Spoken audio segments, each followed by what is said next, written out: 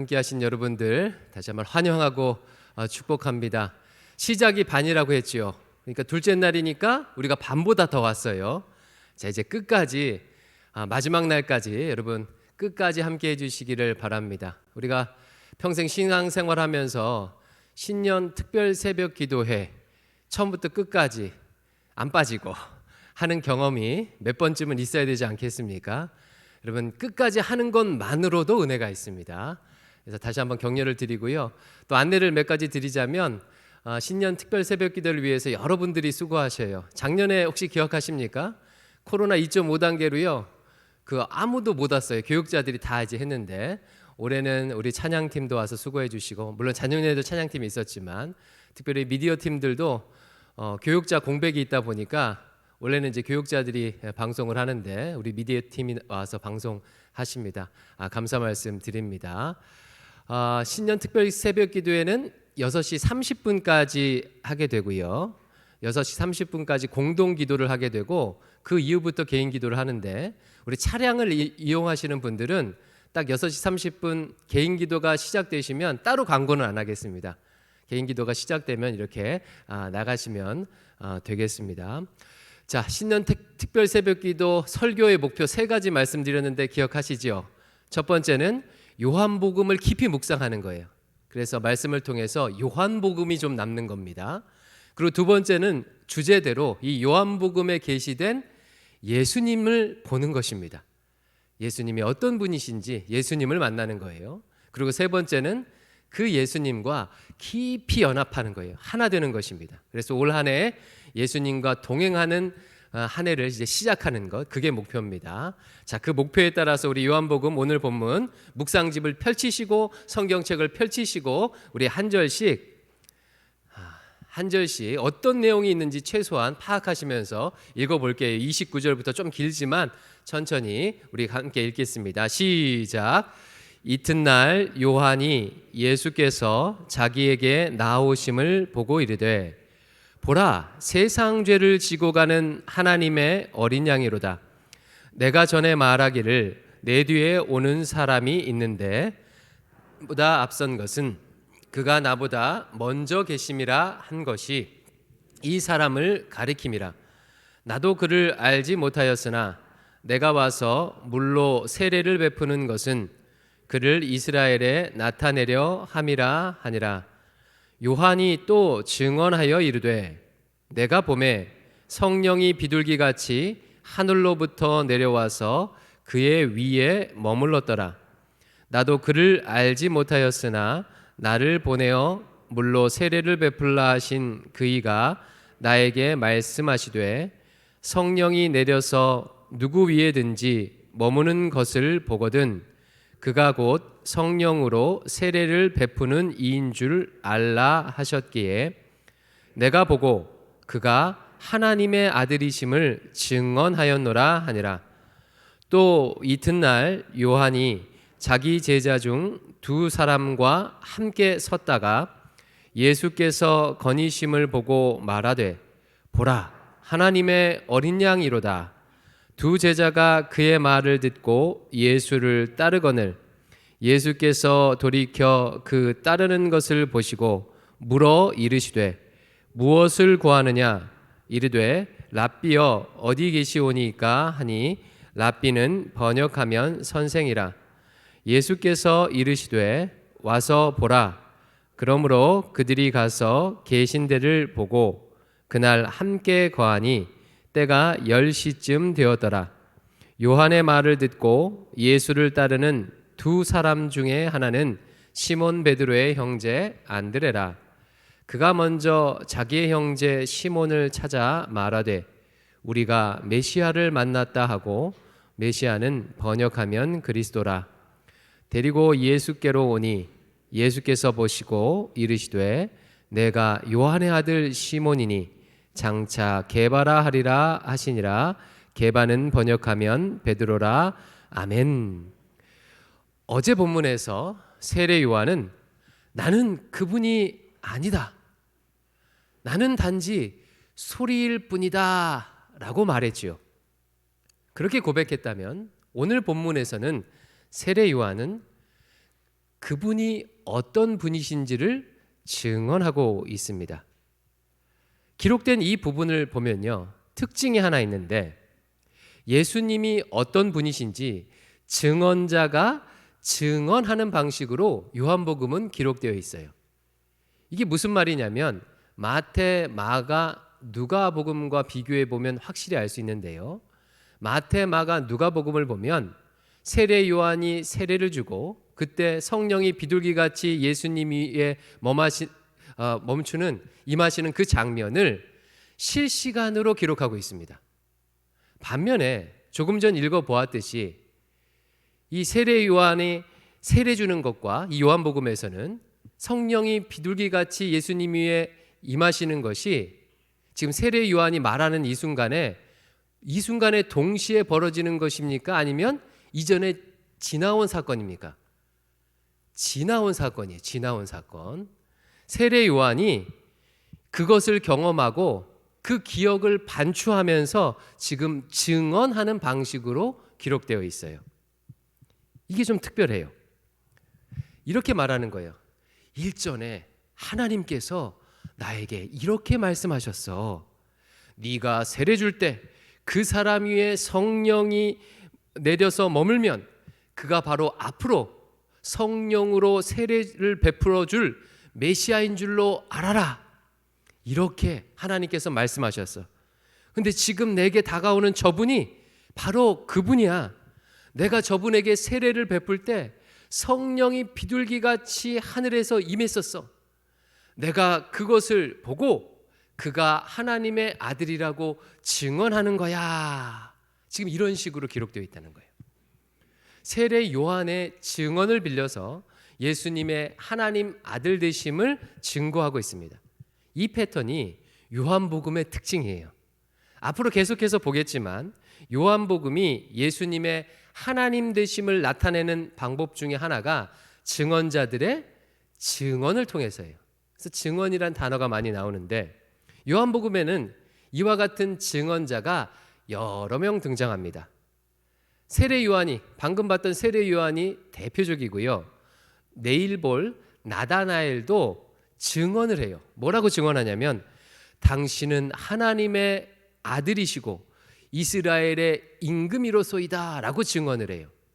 4장에 나오는 사마리아 여인도 예수님에 대해서 이렇게 증언합니다. 와서 보라, 그는 그리스도가 아니냐고 동네 사람들에게 증언을 해요. 12장에 보면 군중들이 예수님이 죽은 나사로를 살렸음을 증언합니다.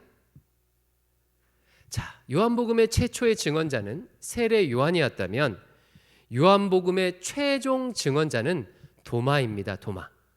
우리는 도마가 못자국과 창자국을 봐야 예수님 부활하신 것을 믿겠다고 하는 이것 때문에 이 도마의 믿음 없음에 주목하는데 요한복음에서 도마의 역할은요 매우 중요해요. 도마는 예수님을 나의 주님이시고 나의 하나님이십니다 라고 고백했는데 바로 이 고백이 요한복음의 예수님에 대한 최종 증언이에요. 즉 요한복음의 상당 부분은 이런 증언자들의 증언을 담고 있고 이 증언을 통해서 예수님이 누구신지를 밝히고 있어요. 그런데 이런 증언자들의 증언을 보면 공통적인 특징이 하나 있습니다. 이 증언자들은요 처음부터 예수님을 하나님으로 이렇게 인식한 게 아니에요. 메시아로 하나님의 아들로 인식한 것이 아니라 한결같이 처음에는 예수님을 잘 알아보지 못했어요. 오늘 본문의 세례 요한도 마찬가지입니다. 오늘 본문 31절과 33절이 각각 어떻게 시작하는지 한번 보세요. 어떻게 시작하냐면 나도 그를 알지 못하였으나 나도 그를 알지 못하였으나 이렇게 시작을 해요. 세례 요한도 처음에는 예수님이 하나님 되심을 잘 알지 못했다는 거예요. 세례 요한은 예수님의 친척이었기 때문에 인간으로서의 예수님은 당연히 어느 정도 알고 있었겠지요. 하지만 메시아로서의 하나님은 알지 못했습니다. 나머지 증언자들도 마찬가지예요. 나다나엘도 처음에는 예수님에 대해서 이렇게 말했어요. 무슨 나사렛에서 선한 것이 나올 수 있겠느냐. 사마리아 여인도 처음에는 예수님 처음 보았을 때는 당신이 이 우물을 판 야곱보다 큰 자입니까? 라고 그렇게 말했죠. 나사로가 죽었을 때 군중들은 이미 죽은 지 사흘이나 다 되어서 냄새가 진동하는데 잠잔다니 말이 됩니까? 라고 말했죠. 도마도 예수님이 부활하셨다는 말을 듣고 단번에 믿지 못했습니다. 못자국과 창자국에 손을 넣어 보아야 믿겠다라고 얘기했습니다. 한결같이 처음에는 예수님에 대해서 잘 알지 못했어요. 그리고 요한복음은 그것을 명시함으로 강조하고 있습니다. 이 패턴이 오늘 본문에서도 한 번 더 나타나요. 한 번 더 나타나요. 바로 안드레를 통해서인데, 안드레는 예수님의 제자죠. 근데 원래는 누구의 제자였냐면 세례 요한의 제자였습니다. 세례 요한의 제자였다가 세례 요한의 증언을 듣고 소개를 받아서 예수님의 제자가 된 사람이에요. 35절부터 37절까지를 같이 한번 읽어보겠습니다. 시작. 또 이튿날 요한이 자기 제자 중 두 사람과 함께 섰다가 예수님께서 거시심을 보고 말하되 보라 하나님의 어린 양이로다. 두 제자가 그의 말을 듣고 예수를 따르거늘. 자, 요한의 제자 두 사람이 있었는데 요한의 말을 듣고 예수님을 따랐대요. 40절 말씀 보니까 이 두 제자 중 한 사람이 누구라고 하냐면 안드레라고 말하고 있어요. 자, 안드레가 예수님을 따라가게 된 이유가 뭐예요? 자기 스승, 원래의 스승 세례 요한의 증언 때문이에요. 그러면 세례 요한이 안드레에게 예수님을 뭐라고 소개했습니까? 증언했습니까? 오늘 29절, 33절, 34절, 36절에 그 말이 나오는데, 자, 하나님의 어린 양이다. 하나님의 아들이다. 성령으로 세례를 베풀 뿐이다. 라고 이렇게 소개를 했잖아요. 그런데 안드레가 예수님과의 첫 만남에서 예수님에 대해서 뭐라고 고백하는지 한번 보십시다. 38절인데 38절 뭐라고 안드레가 예수님에 대해서 말하는지 같이 한번 보세요. 주목해서 보십시오. 시작. 예수께서 돌이켜 그 따르는 것을 보시고 물어 이르시되 무엇을 구하느냐 이르되 랍비여 어디 계시오니까 하니. 랍비여 어디 계시오니까. 예수님을 뭐라고 불러요? 랍비라고 아주 친절하게 헬라어로 번역도 해주고 있어요. 선생님이라고요. 선생님이라고 부릅니다. 선생님. 세례 요한으로부터 하나님의 아들이라고 소개를 받아놓고 하나님의 어린 양 성령으로 세례를 베풀 자라고 소개를 받아놓고 정작 예수님을 만나놓고서는 뭐라고 해요? 랍비어라고 부르고 있어요. 이처럼 예수님의 하나님 되심을 증언하는 증언자들도 처음에는 한결같이 예수님에 대해서 온전히 알지 못했어요. 이것은 우리도 마찬가지죠. 우리도 예수님을 처음 접할 때 하나님의 아들이시다, 하나님이시다, 메시아시다, 우리를 구원하실 분이시다 라는 말을 듣기는 들어요. 그렇죠? 듣기는 듣습니다. 하지만 세상의 어떤 신자도 예수님을 처음부터 그와 같이 온전히 다 누리고 체험하지를 못해요. 그렇게 알고 따르는 사람은 없습니다. 아니, 세상 어느 누구도 평생 동안 예수님을 온전히 다 알고 죽을 사람은 없겠죠. 만약 그렇다면 그가 하나님이겠죠. 모두가 다 예수님에 대해서 부분적으로 알고 부분적인 경험을 통해서 예수님을 따르기 시작합니다. 저는 어렸을 때요, 제가 기억이 생생해요. 한 유치원생쯤 됐을 때예요. 한 6살쯤 됐을 때인 것 같은데 저는요, 담임 목사님이 하나님이신 줄 알았어요. 지금 왕십리에 있는 제가 천성교회라는 교회를 어렸을 때 다녔는데 정말 진심으로 그랬습니다. 그래서 대예배실 문을 딱 열고요, 담임 목사님 설교하는 모습을 딱 보고 그 유치부실에 돌아와서 애들한테 나 하나님 봤다, 하나님 봤다 이렇게 자랑을 했어요. 근데 그때 담임 목사님의 머리가 숱이 좀 이게 없으셨어요. 그리고 여기가 이렇게 딱 비어 계셨는데 머리가 반짝이잖아요. 근데 저는 진심으로 그게 신령하게 보였습니다. 그래서 요즘도 머리가 이렇게 숱이 없으신 분 보면 좀 신령하게 보여요. 여러분, 담임 목사님을 사람을 하나님을 알고도 예수님을 믿고 따르는 것을 시작하기도 하는 거예요. 이렇게. 여러분은 어떻게 예수님을 믿게 되셨습니까? 어떤 분은 질병의 치유를 통해서 치유자 예수님을 경험함으로 예수님을 따르기 시작하고, 모태신앙 분들은요, 대부분 부모가 믿는 그 하나님, 부모의 하나님으로 처음 예수님을 접하게 되죠. 어떤 분들은 기도 응답하는 것을 계기로, 문제 해결해 주신 것을 계기로 해결사 예수님을 처음 만납니다. 어떤 분들은 죄사함의 은혜를 통해서 만난 분도 계셔요. 그렇게 다들 하나님의 아들이라는 얘기도 듣고 메시아라는 얘기를 듣지만 자기 경험을 통해서 예수님을 만나기 시작하는 거예요. 그러면서 점점 더 예수님을 알아가는 것입니다. 제가 왜 이 말을 강조해서 드리냐면, 지금 계속해서 예수님은 하나님이시다, 이것을 깨달으라고, 이것을 누리라고 지금 설교하고 있잖아요. 그런데 많은 분들이 나는 그게 잘 안 느껴져, 하나님이시라는 사실이 막 절절히 안 느껴져, 이런 분들이 계실 것 같아요. 내 믿음이 진짜인가? 가짜 아닌가? 그래서 이렇게 생각하실 수도 있을 것 같아요. 그러지 않으셔도 돼요. 그럴 필요 없습니다. 그렇게 시작한 믿음도 믿음이에요. 그러니까 중요한 것은 예수님에 대해서 시간이 지날수록 더 이해가 깊어지는가, 이게 중요한 거예요. 조금씩 더 깊어지면 되는 것입니다. 그러니까 내 믿음을 너무 의심하지 말라는 거예요.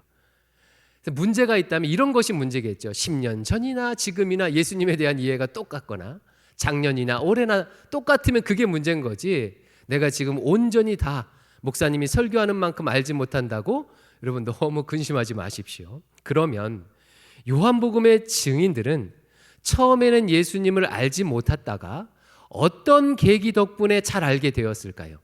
세례 요한의 경우를 먼저 살펴볼게요. 세례 요한도 예수님을 잘 알지 못했다가 예수님을 하나님의 아들로 깨닫게 된 계기가 34절에 나옵니다. 이번 특별 새벽 기도의 주제죠. 34절 같이 한번 읽어보겠습니다. 시작. 내가 보고 그가 하나님의 아들이심을 증언하였노라 하니라. 아멘. 내가 보고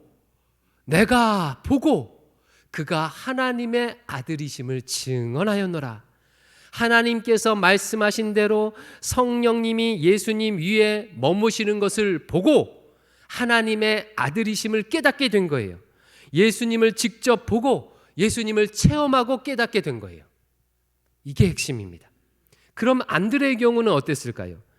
예수님을 처음 만났을 때는 랍비라고 고백을 했죠. 그런데 잠시 후에 이 안드레가 자기 형제 베드로에게 가서 예수님을 소개하면서 이렇게 말합니다. 41절이에요. 뭐라고 소개하는지 41절 같이 읽습니다. 시작. 그가 먼저 자기의 형제 시몬을 찾아 말하되 우리가 메시아를 만났다 하고, 메시아라고 소개해요. 랍비에서 메시아로 예수님에 대한 인식에 대전환이 이루어집니다. 어떻게 이렇게 바뀌었을까요? 39절 때문에 그래요. 39절도 같이 한번 읽어보겠습니다. 시작. 예수께서 이르시되 와서 보라. 그러므로 그들이 가서 계신 데를 보고 그날 함께 거하니 때가 10시쯤 되었더라. 안드레는 와서 보라는 주님의 말씀을 따라서 주님께 가서 그가 계신 데를 보고 예수님과 함께 거했어요. 이 단어들 우리가 쉽게 지나치는데 요한복음에서 매우 중요한 단어들이에요. 그리고 나서 예수님을 메시아로 고백하게 된 것입니다. 세례 요한도 그렇고 안드레도 그렇고 예수님을 보고 혹은 예수님과 함께 거하자 예수님에 대한 인식이 바뀌었습니다. 바로 이것이 요한복음의 강조점이에요. 오늘 우리가 보는 29절부터 내일 살펴볼 51절까지에 보면 보다라는 동사가 엄청나게 나옵니다. 보다, 보라, 보고 이런 이제 보는 것과 관련된 동사가 엄청나게 나와요. 그래서 밑줄 치면서 한번 묵상해 보시기 바래요. 요한복음은 보다라는 동사를 통해서 예수님의 메시아 되심을, 예수님의 하나님 되심을 깨닫기 위해서는 예수님을 봐야 한다, 예수님과 함께 거해야 한다고 지금 강조하고 있는 거예요.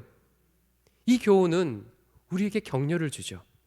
누구나 다 아까 말씀드렸듯이 신앙의 초기에는 예수님에 대한 인식과 지혜가 일천할 수밖에 없습니다. 하지만 우리가 신앙생활의 여정 가운데 예수님을 보고 예수님과 함께 거하는 시간이 늘어갈수록 예수님이 누구신지 더 깊이 깨닫게 된다는 거예요. 반면에 예수님을 보거나 예수님을 경험한 것이 멈추어 있게 되면 예수님에 대한 인식이 과거 경험했을 때 그때에 머물러 있을 수밖에 없다는 거예요.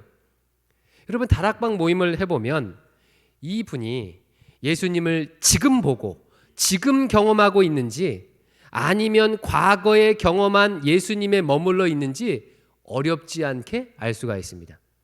지금 예수님을 보고 지금 예수님을 경험하고 있는 분은요, 그 나눔을 할 때요, 지금 경험한 예수님에 대한 사연이 많아요.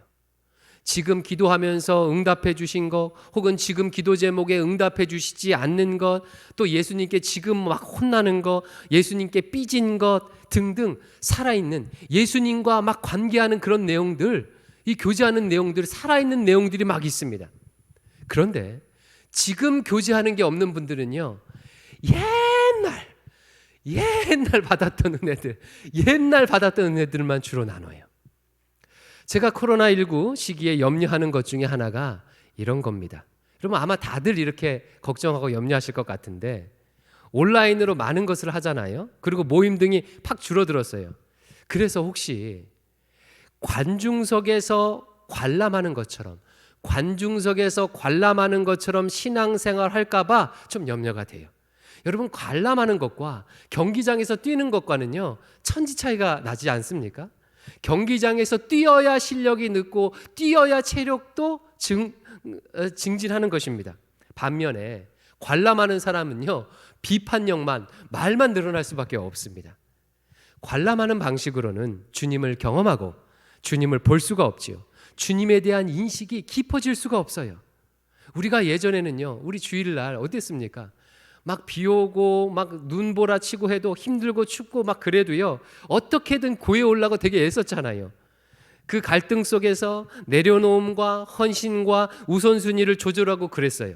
그리고 이런 과정 속에서 예수님과 막 줄다르기도 하고 혼나기도 하고 예수님께 섭섭하기도 하고 때로는 실패하기도 하는 그런 경험들이 자연스럽게 생겼습니다. 그러면서 예수님과 거하면서 예수님을 보면서 예수님에 대한 인식이 더 깊어지는 거예요. 그런데 지금은 이런 기본적인 경험조차 없어졌을까 봐 염려가 되는 거잖아요. 이런 의미에서 지금 특별 새벽 기도에 참여하시는 여러분들 너무나도 잘하는 것입니다. 현장에 참여하시는 분들은요, 이 꼭두 새벽에 찬바람을 뚫고 옷을 차려입고 또 뭐 세수도 하고 이렇게 뚫고 와야 되잖아요. 또 온라인으로 하시는 분들은요, 믿지 않는 가족들 깰까봐 조용히 일어나서 이어폰을 끼고 찬양도 큰 소리로 하지도 못하고 기도도 큰 소리로 하지 못하고, 우리 한국 집은 되게 좁잖아요. 그러니까 옆에서 다 들리잖아요.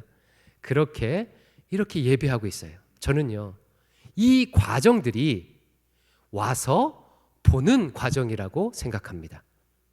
그리고 와서 보는 사람은 세례 요한이 안드레가 그랬던 것처럼 반드시 주님을 보고 만나고 체험하고 예수님의 하나님 되심을 깨닫는 것이 더 깊어지리라 확신합니다. 근데 무엇보다 중요한 것은 하나님의 말씀을 통해서 주님을 보는 거예요. 세례 요한과 안드레 등 당시의 증인들은 직접 예수님을 눈으로 보았죠. 우리는 주님을 어떻게 봐요? 우리는 세례 요한과 안드레와 같은 사람들의 증언을 통해서 예수님을 볼 수가 있어요. 예수님과 함께 할 수 있습니다. 그 증언이 무엇입니까? 바로 우리가 읽고 있는 요한복음이에요. 성경 말씀이에요. 요한복음을 통해서 예수님을 보고 요한복음에 나타난 예수님의 말씀에 순종함으로 예수님을 경험하는 거예요. 요한복음 20장에 보면 도마가 부활하신 예수님의 손에 못자국과 창자국을 만져봐야 믿겠다고 말해요. 그러다가 실제로 예수님이 나타나자 나의 주님이시요 하나님이시라고 고백하죠. 그러자 주님께서 29절에 이렇게 말씀하십니다. 29절 같이 읽어볼게요. 시작. 예수께서 이르시되 너는 나를 본고로 믿느냐? 보지 못하고 믿는 자들은 복되도다 하시니라. 보지 못하고 믿는 자들이 누굽니까? 예수님을 직접 눈으로 보지 못하고 증언자들의 증언을 통해서 예수님을 믿게 되는 사람들, 바로 요한복음의 1차 독자들, 그리고 우리들이에요. 우리들입니다. 성경을 통해서 예수님을 만나는 우리들을 지칭하시는 말씀이에요. 이런 자들이 복되돼요. 그래서 매일 말씀 묵상하는 게 너무나도 중요해요. 예수님을 보고 예수님과 거하려는 사람은 무엇을 하면 돼요? 말씀을 통해서, 증언자들의 증언을 통해서 예수님을 보고 말씀에 순종함으로 예수님을 경험하게 되는 거예요. 그러면서 예수님에 대한 인식이 점점 더 깊어지고 예수님과 더 깊이 연합하는 것입니다. 아마 작년 한 해에 매일 말씀 묵상에 적극적으로 동참해서 함께 하신 분들은 이것을 아마 누리셨을 것 같아요. 저도 그래요. 저도 너무나도 좋습니다. 작년 한 해를 통해서 하나님에 대한 저의 인식이, 저는 설교 준비하니까 얼마나 더 깊이 연구하겠습니까? 예수님에 대한 인식이 정말 깊어져서요. 이게 억지로 지금 운동하는 게 아니라, 목회를 위해서 하는 게 아니라 저한테 정말 너무너무나도 좋아요. 묵상하신 분들은 아마 경험하셨을 거예요. 자, 말씀 정리합니다. 오늘 세 가지 기억하십시오. 예수님에 대해서 조금 경험한 내 믿음도 믿음입니다. 그러니까 좌절할 필요가 없어요. 대신 중요한 것은 예수님을 보는 경험을 더 많이 하는 거예요. 그래서 예수님에 대한 이해가 더 풍성해지도록 하는 것이고, 그 예수님을 보기 위해서 무엇이 제일 중요하다? 하나님의 말씀, 증언자들의 증언을 보고 그 말씀에 거하는 것이 중요하다. 이것을 기억하시고 올 한 해 이렇게 하신다면 여러분의 예수님에 대한 간증이 과거형이 아니라 현재형이 될 것을 확신합니다. 이와 같은 은혜를 누리시기를 축원합니다.